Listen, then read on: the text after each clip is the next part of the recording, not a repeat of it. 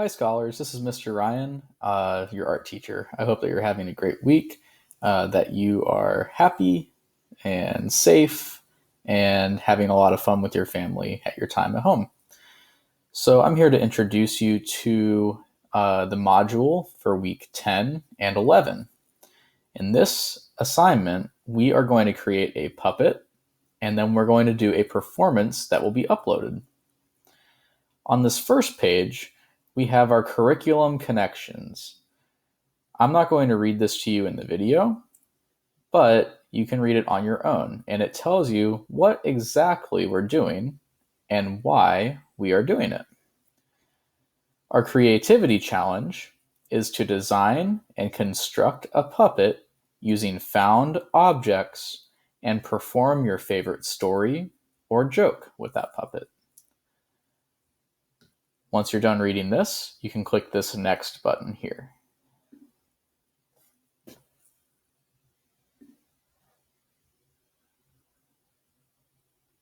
First, we are going to learn about two artists, Jim Henson and Frank Oz. We have lots of videos of them on this page, and they're really, really interesting. Jim Henson and Frank Oz are both puppet makers. Jim Henson actually lived in Maryland and even attended college in Maryland at the University of Maryland. He was a puppet maker who made The Muppets, which you might be familiar with from TV. Frank Oz was one of his best friends, and they worked together, collaborated on a lot of projects. Frank Oz was also the voice of Yoda in Star Wars, which I think is pretty cool. So, when someone uses a puppet, they usually use a funny voice. Have you ever spoken in a funny voice? If not, you should try it now. Practice speaking in a different voice than your own and pretend to be a character. You can do just one, or you can do many different ones that you can pick from later. Once you've watched all these videos on Jim Henson and Frank Oz, you can click Next.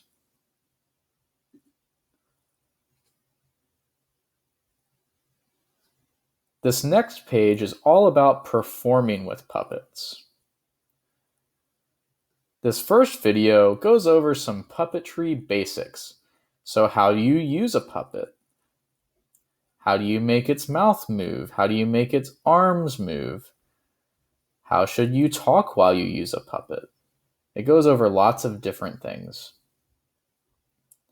Now, we're going to be making a found object puppet. Found objects are just things around your house that you find. It's not things that you buy from a store for the project. So there are a few examples here with videos. There are sock puppets, which is probably the most common type of found object puppet, where you use an old sock that you don't need anymore and turn it into a puppet. Another cool idea is to create a bottle puppet. With this, you use an old bottle, like a water bottle or soda bottle, and you turn it into a puppet when you are done drinking whatever was inside the bottle. The other example, which a lot of you will be familiar with because we've done it in school, is the paper bag puppet. So if you have paper bags at home for lunches, you can use that to create a puppet. And each one of these has a video showing examples to give you some inspiration and to help you pick. If you have another idea aside from these three, that's okay too. I like seeing new ideas that you come up with. Once you've watched these videos, you can click this next button.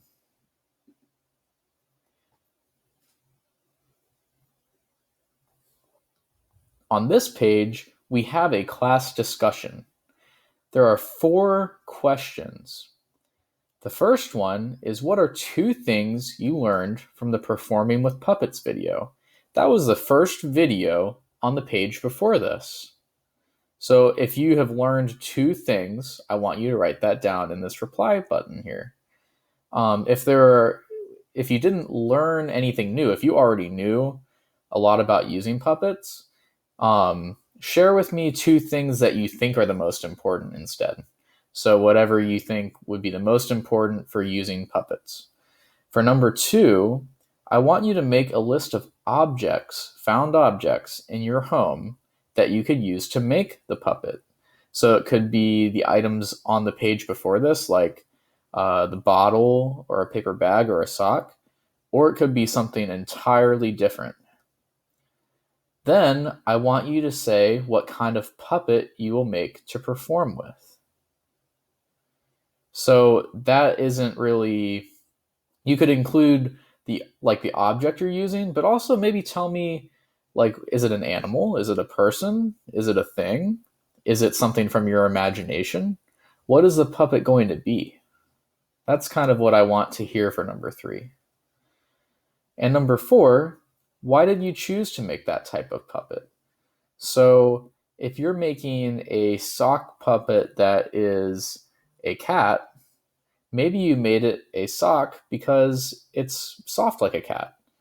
Or maybe if you chose a paper bag for a puppet that is a monster, maybe you chose that because it would be easier to draw details on it for like its fur or its scales or any other kinds of details that you might want to add. So what you'll do to respond to these discussion questions is you will click here where it says reply in this little box. It makes the box become big, and you can type your response. So what are 2 things you learned from performing with puppets? Number 1, two things that I learned from the video are blank and blank. Number 2, some objects that I could use to make my puppet are blank, blank, blank, and as many as you can think of. Number 3, what kind of puppet will you make to perform with? Number 3, my puppet will be made from a sock, and it will be a blank.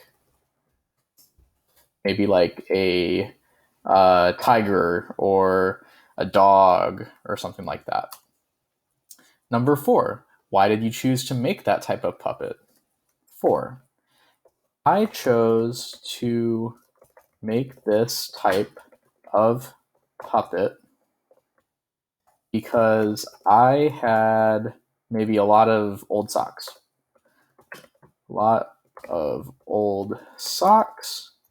And maybe because dogs are my favorite animal. And because dogs are my favorite animal. Now I'm all done once I fill these out, and I can click Post Reply. You'll also be able to see what other people said, and you can respond to them too, which is pretty cool. It's kind of like a real conversation, but it's online. So I'm going to hit cancel because I don't want to post this, but you'll click this blue button to post yours.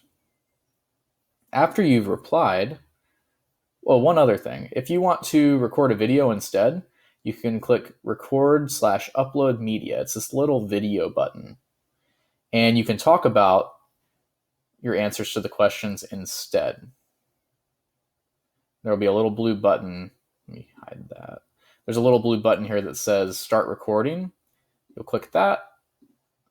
It'll count down. And now you can talk, and you'll see this blue bar moving. That means that your microphone is working, and it can hear you, and it's recording what you say. When you're done, you'll click finish. And then you have to hit this little blue save button. If you don't do that, it won't save it. So we'll click that button. Sometimes it takes a little bit of time to load. Sometimes the computer takes time to think about it, but then you'll see it's right here. and then you'll click post reply. I'm going to click cancel.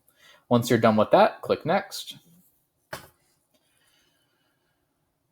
And now we are on our creativity challenge. We're going to create a puppet using found objects, and then we're going to tell our favorite joke or story. There is some criteria for success here, but please remember that this is not for a grade. This is for you to do something enjoyable and for you to express yourself in a creative way.